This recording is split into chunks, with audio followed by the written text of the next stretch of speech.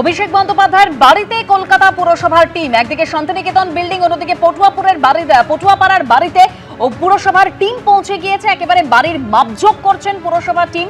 বেআইনি নির্মাণের অভিযোগে প্রথমেই 17টি নোটিশ দেওয়া হয়েছিল। অভিষেক বন্দ্যোপাধ্যায়ের কোম্পানি ও তার আত্মীয়দের সম্পত্তি নিয়ে নোটিশ দেওয়া হয়েছিল। এই মুহূর্তে বাড়ির মাপজোকের কাজ করছেন পুরসভার কর্মীরা। আমি একবার সরাসরি আবারও আমাদের প্রতিনিধি সন্দীপ সরকারের কাছে চলে যাব। সন্দীপ, দেখো, আমরা শুনলাম যে পুরসভার যে কর্মী এসেছেন তিনি স্পষ্টভাবেই বললেন যে বাড়ি তৈরির সময় কতটা ছাড় দেওয়া হয়েছে, ফুটপাতের যে কলকাতা পুরসভার রেকর্ড অনুযায়ী ফুটপাত কতটা হওয়া উচিত, এই জায়গায় ফুটপাতের কি মাপ রয়েছে এবং তারপর কোথা থেকে বাড়ির নির্মাণ শুরু হওয়া উচিত এবং ছাড় কতটা হওয়া উচিত তা মেনে হয়েছে কিনা সেটাই তারা দেখতে এসেছিলেন। আমরা দেখলাম যে তাদের হাতে ডিজিটাল মিটার ছিল, তার সাহায্যে তারা মাপ নিলেন এবং সেই যাবতীয় পরিমাপ সেটা তারা তাদের নোটবুকে তুললেন এবং তারা কলকাতা পুরসভাকে এই রিপোর্ট পেশ করবেন, এমনটাই তিনি জানালেন।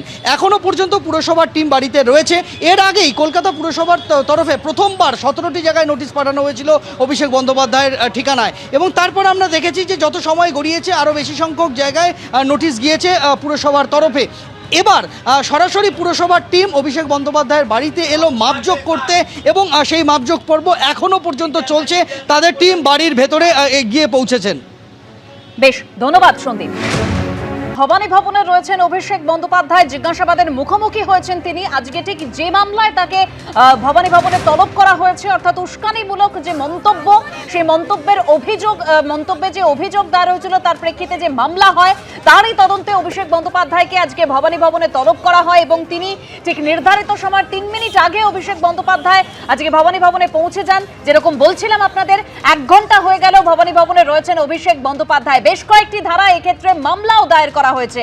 যে সময় অভিষেক বন্দ্যোপাধ্যায় ভবানী ভবনে পৌঁছন ঠিক সেই মুহূর্তের ছবি দেখতে পাচ্ছেন। একেবারে আইডি প্রুফ নিয়ে ভিজিটার্স বুকে সই করে তারপরে তিনি ভবানী ভবনের ভেতরে প্রবেশ করেন।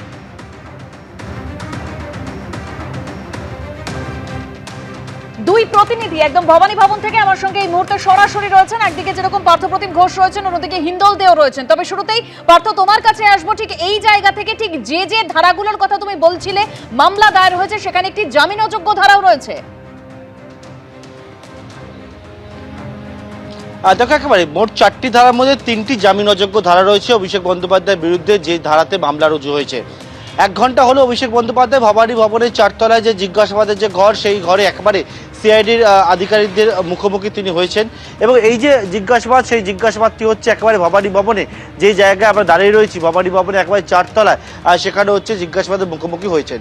বিষয়টি হচ্ছে অভিষেক বন্দ্যোপাধ্যায়ের বিরুদ্ধে অভিযোগকারী যে অভিযোগ করেছেন সেটা হচ্ছে যে অভিষেক বন্দ্যোপাধ্যায় যে ভোট প্রচারের সময় যে মন্তব্য করেছেন, সেই মন্তব্য পরিপ্রেক্ষিতে যে ডিজে মন্তব্য এবং আরামবাগের স্টিয়ারিং হাতে থাকবে এই রকম ধরনের মন্তব্য, সেই মন্তব্যে মনে করছেন যে এটা হচ্ছে ভয় ভীতি বা আইন শৃঙ্খলার একটা অবনতি হওয়ার বিষয় ছিল এই মন্তব্যের পর। এবং সেক্ষেত্রে তিনি আরও অভিযোগ করেছেন যারা বিরোধীরা কিন্তু এই মন্তব্যের যে তাদের মধ্যে একটা ভয়ের প্রদর্শন সেটা কিন্তু হচ্ছে। অভিষেক বন্দ্যোপাধ্যায়কে এর আগে তুমি দেখেছো যে 5.5 ঘন্টা গত বৃহস্পতিবার দিন সই জালিয়াতি মামলা, রবিবার দিন প্রায় 8 ঘন্টা সই জালিয়াতি মামলা, মাঝে শনিবার দিন আমরা দেখেছি অভিষেক বন্দ্যোপাধ্যায় বাড়িতে, সেখানে হচ্ছে শালবনী থানা পুলিশ পৌঁছায় তার আত্মসহায়কের খোঁজে। সোমবার দিন হচ্ছে অভিষেক বন্দ্যোপাধ্যায় পৌঁছানো হচ্ছে ইডির দপ্তরে হাজিরা দেওয়ার জন্য। আজকে মঙ্গলবার এই যে ভোটের সময় যে উস্কানিমূলক মন্তব্য, সেই মন্তব্যের পরিপ্রেক্ষিতে মামলা। এবিপি আনন্দ এগিয়ে থাকে, এগিয়ে রাখে।